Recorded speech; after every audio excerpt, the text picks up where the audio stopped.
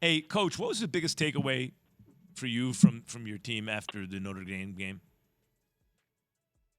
Well, for us going into the off season, one of the things that we recognized last year was just that when certain teams had different game plans coming at us, and one of the game plans that was pretty popular was to control the clock, run the ball, and shorten our possessions on offense. And when that happened, we had to stop the run, play good defense, and then be able to run the ball on offense.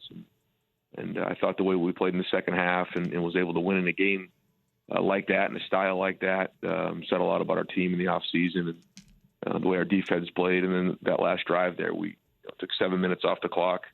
I think it was 95 yards, and that's not typically how we win games at Ohio State, but it was great because it was emphasis in the offseason. I'm glad you said not how you guys are accustomed to winning games at Ohio State. Most people would think that this win against Notre Dame was an ugly win based on the score 21-10, and when you look at it. But it's the season opener, Coach Day. How important was it just to get the win at the start of the season? Well, and like any other sport, in college football, for some reason, it's, like how you win, where there's really no other profession out there where it matters how you win. You just win.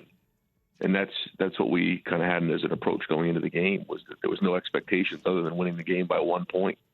And if we continue to do that, then the rest will take care of itself, because, when it comes down to style points and some of the other things, at the end of the day, it comes down to whether you win or lose. And so we'll just kind of figure out, the things that we need to improve on, keep building as the season goes on. But to get a win in game one against a veteran team who was a top 5 opponent was a good start. Ryan Day, Ohio State head coach, joining us here on Keyshawn, J. Will, and Max. Coach J. Will here, and I got to tell you, I've always been a huge Ohio State fan when it comes to football. My parents went to school there.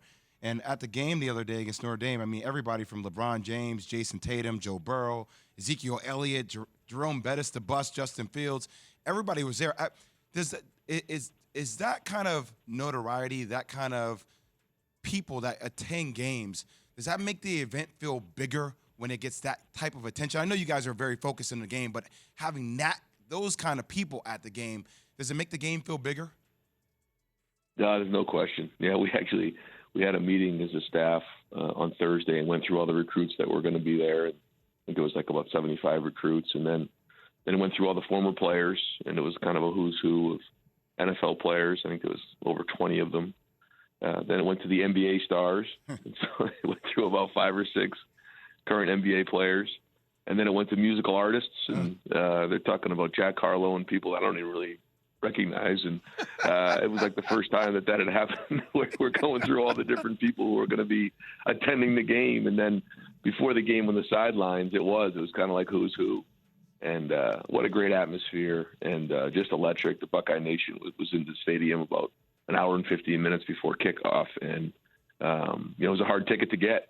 But our guys deserved it. They worked really hard in the offseason. Glad to see them have that environment to play in.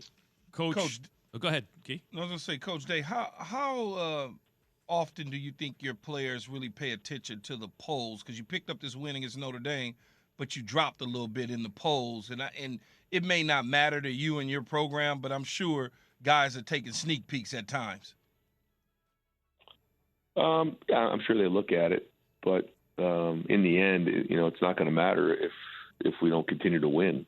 So as long as we keep winning, we control our own destiny, and it's week one, and listen, everyone is into it, and that's part of why we love college football. It's because so many people care, and people have opinions, and certainly around Columbus, there's a lot of attention around here, and these guys, get critiqued for everything. But that's why you come to a place like Ohio State, and we know that as long as we keep winning, we're going to be where we need to be.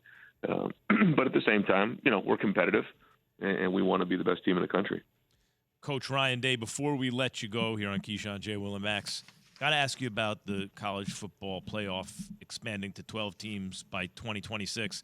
I get the playoff with 4 teams still. You preserve essentially a double elimination tournament throughout the regular season. So week one, a college football fan, like, oh, my God, it's huge, high stakes. My fear is expanding to 12 teams, you lose some of that urgency in the regular season. How do you feel about 12 teams in the college football playoff by 2026? Yeah, I agree with what you just said, which will help on the stress level, on September 3rd of, maybe in a couple of years, or the lead up to the first couple of games of the season, certainly here at Ohio State. And whether that's good or bad, that's for other people to decide. But I think it will be different. I think the goal will now be, like in the NFL, to get to the playoffs and play your best football at the end of the season. I think it'll be important to be one of those bye teams. You get a week off. But there's going to be a lot of games. So I think there's a lot to sort through. I think it's exciting in certain ways, but there's probably a lot of ramifications that, I'm sure a lot of people have considered, but others that they haven't. But the number of games for the players is significant, and how's that all going to get shaken out in the end? Yeah, with the money on the table, it is inevitable, probably. I mean, yeah. I mean, I think that needs to be considered. So, I kind of focus on coaching the team and let Gene Smith kind of handle these types of things because he always does a great job with that and has great experience in this area. But I think there's a lot of excitement there, but a lot to be worked out. Coach Day, I know we got to let you go, but I wanted to let you know that it just came down in the state of California that anytime we see a plane coming into the state of California from Columbus, Ohio, we are turning around immediately because we're tired of you stealing our players out of Southern California and taking them back with you. Quarterbacks, everything. So I just wanted to let you know that. Yeah. Well, we just passed a law in Ohio that actually allows trips right from their high school to Columbus anytime for a discounted rate through NIL. So we'll have to God, let's that not back go in. there. There it is, Coach. Listen, I like it. You don't get to be 35-4 overall as a head coach by not being smart. Thank you, Coach. Appreciate it. Good luck, Coach. Thanks for watching ESPN on YouTube. For live streaming sports and premium content, subscribe to ESPN+.